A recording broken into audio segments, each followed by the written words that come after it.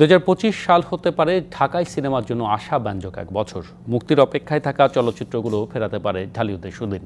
প্রেক্ষাগৃহের পাশাপাশি বড় বাজেটের ওয়েব ফিল্মও দর্শকদের প্রত্যাশা পূরণ করবে, এমনটাই মনে করেন নির্মাতা এবং কলাকুশলীরা। 2025 সালের সবচেয়ে বড় ব্যবসায়িক সাফল্যের আশা যোগাচ্ছে শাকিব খান ও ইধিকা পালের চলচ্চিত্র বরবাদ। মেহেদী হাসান হৃদয় পরিচালিত এই সিনেমায় গুরুত্বপূর্ণ চরিত্রে অভিনয় করেছেন ভারতের অভিনেতা যিশু সেনগুপ্ত, নুসরাত জাহান, মানব সাজদেব, মিশা সওদাগরের মতো শিল্পীরা। ঈদ উল ফিতরে মুক্তির অপেক্ষায় থাকা প্রায় 15 কোটি টাকা বাজেটে নির্মিত এই সিনেমা বাংলাদেশি সিনেমার জন্য নতুন রেকর্ড গড়বে এমন আশায় রাখছেন সংশ্লিষ্টরা। আমাদের সিনেমা এখন প্রত্যেকটা মহাদেশেই অনেক লার্জার স্কেলেই রিলিজ হচ্ছে এবং খুব অচিরেই সেই যে বলেছিলাম 100 কোটি, 100 কোটি, 200 কোটি সেই ক্লাবেও যাবে। সুরঙ্গর ব্যাপক জনপ্রিয়তার পর আফরান নিশো ও তমা মির্জা জুটির নতুন সিনেমা দাগি।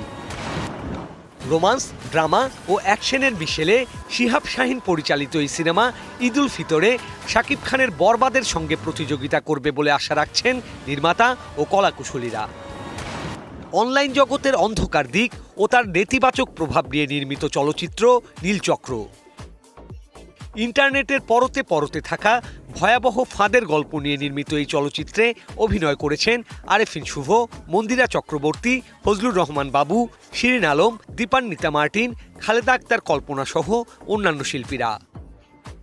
বিশ্বের নানা দেশের চলচ্চিত্র উৎসব ঘুরে অবশেষে দেশের প্রেক্ষাগৃহে প্রদর্শিত হতে যাচ্ছে অমিতাভ রেজা চৌধুরী পরিচালিত চলচ্চিত্র রিক্সা গার্ল। অভিনয় করেছেন নভেরা রহমান, মোমেনা চৌধুরী, নরেশ ভুইয়া, অ্যালেন শুভ্র ও 90-এর দশকের জনপ্রিয় অভিনেত্রী চম্পা।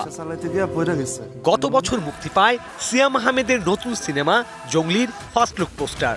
ঈদ উল আজহায় মুক্তির কথা থাকলেও নানা কারণে পিছিয়ে যায় তারিখ। সম্প্রতি মুক্তি পেয়েছে জঙ্গলির টিজারে সিয়াম আহমেদের লুক নজর কেড়েছে দর্শকদের। 2025 সালে মুক্তির অপেক্ষায় থাকা এমন বেশ কিছু বাংলাদেশি সিনেমা প্রেক্ষাগৃহে দর্শক টানবে, ফেরাবে বাংলা সিনেমার সুদিন, এমন আশায় রাখছে চলচ্চিত্র সংশ্লিষ্টরা। Sourav Appa, DBC news, Dhaka.